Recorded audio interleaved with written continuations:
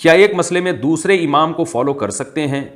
ایک امام کو فالو کرتے ہوئے کوئی ایک مسئلہ دوسرے امام کا لیا جائے تو کیا حکم ہے؟ خرم مغل، یہ جائز نہیں ہے۔ اللہ تعالیٰ زمین میں فساد کو بھی پسند نہیں کرتے اور خواہشات نفسانیہ کی غلامی کو بھی پسند نہیں کرتے۔ جب آپ کسی ایک امام کو فالو کر رہے ہیں تو آسانیوں میں بھی اسی کو فالو کریں، مشکل مسائل میں بھی اسی کو فالو کریں۔ دیکھیے، ایک امام کے مسئلے کو چھوڑا جاتا ہے یا تو اس بیس پر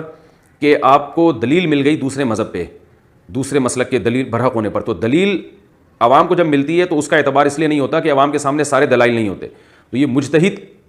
جس کو اللہ نے یہ صلاحیت دی ہے کہ دلائل میں وہ فرق کر سکتا ہے، اس کے لیے تو یہ ہے کہ جہاں دلیل ملے گی وہ اس کو فالو کرے گا۔ عامۃ الناس میں یہ صلاحیت نہیں ہوتی، وہ تو ایک دلیل سنتے ہیں ان کو وہ اچھی لگ رہی ہوتی ہے، دوسرے سنیں گے اس کو وہ اچھی لگ رہی ہوتی ہے، اور ان کے پاس تمام علوم ہوتے بھی نہیں ہیں۔ قرآن مجید میں اللہ کا ارشاد ہے اتبع ما اوحی الیک من ربک، جو اللہ نے قرآن نازل کیا اس کی اتباع کرو، تو اس سے مراد پورا قرآن ہے، اور پورے قرآن کو سمجھنے کے لیے تمام احادیث کا جاننا بھی ضروری ہے۔ پھر احادیث میں صحیح کیا ہے، ضعیف کیا ہے، ناسخ کون سی ہے، منسوخ کون سی ہے، جب تک ان تمام چیزوں پہ انسان کو دسترس حاصل نہ ہو وہ مجتہد نہیں بنتا، اور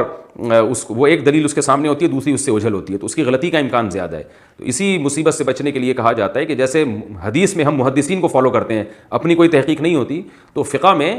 قرآن و حدیث سے جو مسائل نکالے گئے ہیں اس میں کسی امام کو فالو کریں جن کو پوری امت مانتی رہی ہے۔ جیسے حدیث میں امام بخاری کو امام مانا گیا ہے، تو فقہ میں امام ابو حنیفہ کو، امام شافعی، امام مالک اور احمد بن حنبل رحمہ اللہ کو امام مانا گیا ہے، تو امت کی گواہی سے ان کا مجتہد ہونا ثابت ہے اور انہوں نے مسائل کا استنباط کیا ہے، تو ان میں سے کسی ایک کو فالو کریں۔ ایک ہی مسئلے میں آدھا اس کو آدھا اس کو، یہ دین ایک کھچڑی بن جائے گی، چونچو کا مربع بن جائے گا، یہ جائز نہیں ہے، یہ عقل کے بھی بالکل خلاف ہے۔